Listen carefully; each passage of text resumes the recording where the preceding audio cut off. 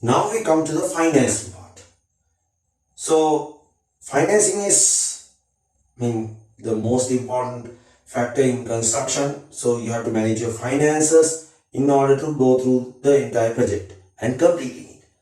Without financial management, you will end up losing your property, losing all the investments and losing all the hard work you've done, losing your hard-earned money, and you will be left out with nothing, and the bank will take over the property and you will get a simple sum which you can't invest into a next property.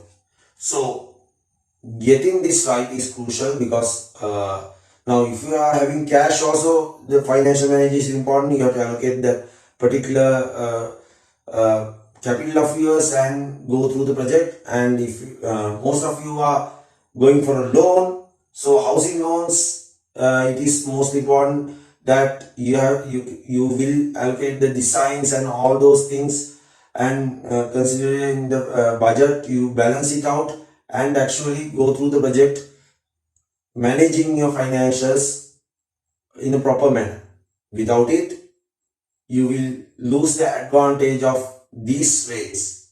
The housing rates now you are experiencing are very low, and it will not come sometimes back, it will not come to the same level, and banks are also eager to give you loans on this particular scenarios, and all banks are eager to give you a loan if your credit score is good. So now the golden rule, again I'm reminding you to keep 15% or 20% more reserves to the construction project.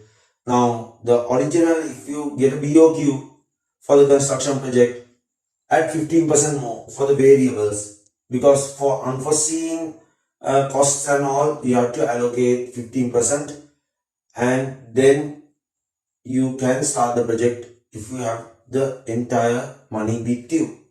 Now we talk about the other rules which are important when you are dealing with the construction of your house or even the business premises.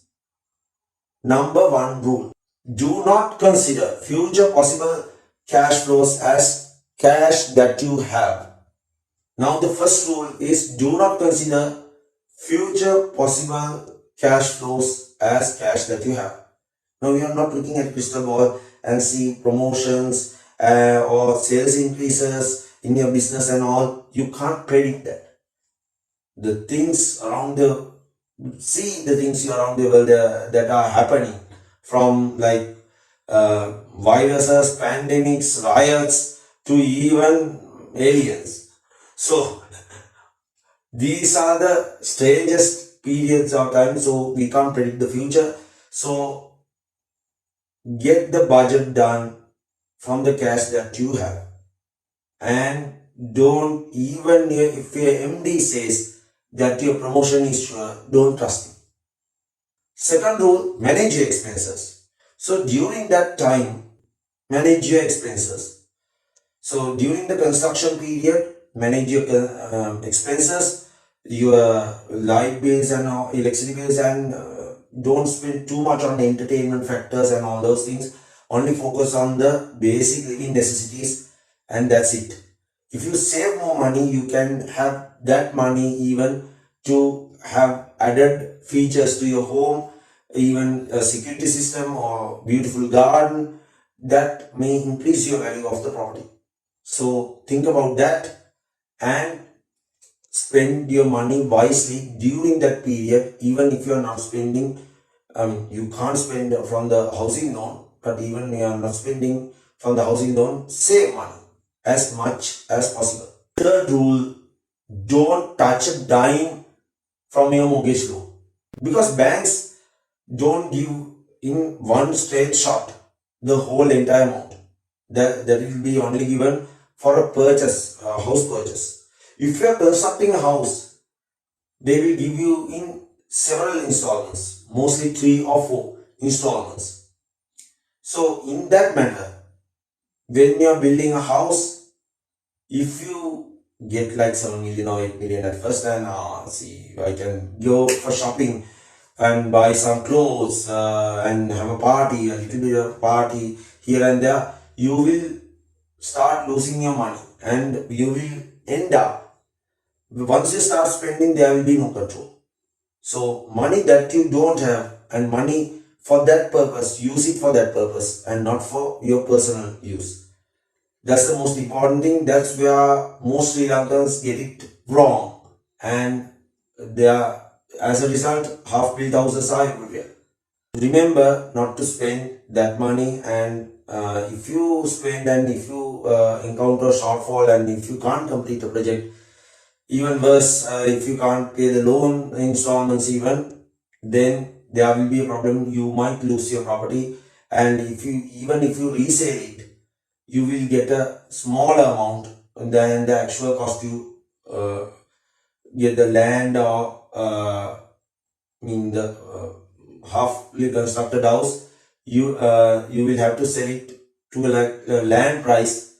Then even below that, the market is unkind to these kind of properties because the buyers know out of sheer desperations you are selling it. And even if you do come across a problem like finishing for some, instance, focus on the priorities. You will see how the cash goes and how get in touch with the contractor and all, and see how much the in cost fees. If you add features and all, then it will cost more. So discuss with the contractor, and even if you see you are heading for a shortfall, don't panic. Just prioritize on what you have to have the necessary elements to live in that property. Even if it's not painted, go ahead with the project and finish the main priorities, and then bathroom amenities and all those things, and then focus about the exterior or other features. So prioritize. That's the most important thing, because the market is not very kind for those who sell immediately half-built houses. Now, the final part. It's the entrepreneurship part. So, think about your life. Most of you are professionals, or you might be working, and some of you are engaged in businesses, or some of you are engaging both. So in these times, of course, the job security is an issue, and even businesses, it's going to be hard to bring up some businesses like tourism and the businesses connected to tourism, even the traveling industry. So having a property is like a nightmare, especially for 20 or 30-year-old people. Mostly, if they don't have ancestral like properties that are passed down from generation, and if they are not like very valued properties, if they are in outskirts, then you will have a problem of locating yourself in the main city, around the main city, because now earlier generation enjoyed those benefits when the land prices are really low and there is no boom to the land prices. But after the war, when the investments came in, land prices rocketed to the stratosphere. So now earlier generation, like 1980s, 1990s, if you collect like 15 months of salary, 16 months of salary, you can get a property and build a house. But now, even to acquire a property, you need 100 months, sometimes in Colombo, 1,000 months of salary. Even if you are professional, like basically one purchase going the outskirts of Colombo is 1 million per purchase, closer to 1 million, 9 lakhs. That's like 15 kilometers away from Colombo. So one purchase 10 million, 10 purchase 10 million, then you do the math. If you have like 1 lakh or 2 lakh salary, that is even rare. So count it and see how it, how you can achieve that. If you even collect it like 70%, you save it. When you come to that point, the prices have already gone up and you can do nothing about it. Even if you have a loan, even you will have you will have to move to further outskirts to have a good property with a decent house constructed in it. So being a salaried employee or being in a small scale business which turnover like 200,000 or 100,000 will be not enough. So we have like an entrepreneurship package for young entrepreneurs who are likely to come to this side of the industry, real estates and construction. So there are many opportunities in this industry, because this industry, irrespective of the situation and all, this industry grows because people build houses, people buy lands, and that's the part of life, and you can be a part of that uh, business arrangement and be a realtor, be a professional realtor, and have like analysis on the market and give clients a professional service, and you can actually earn from a single deal minimum 150,000, 100,000, 200,000 from a single deal. If you do more, you will have like sometimes from a single deal you will have like 2 million or 3 million. So that depends. But being a professional realtor actually have its advantages. So you can actually do it in the weekend, once you are working, and once who want to join it like full time, then you will have an opportunity to make money.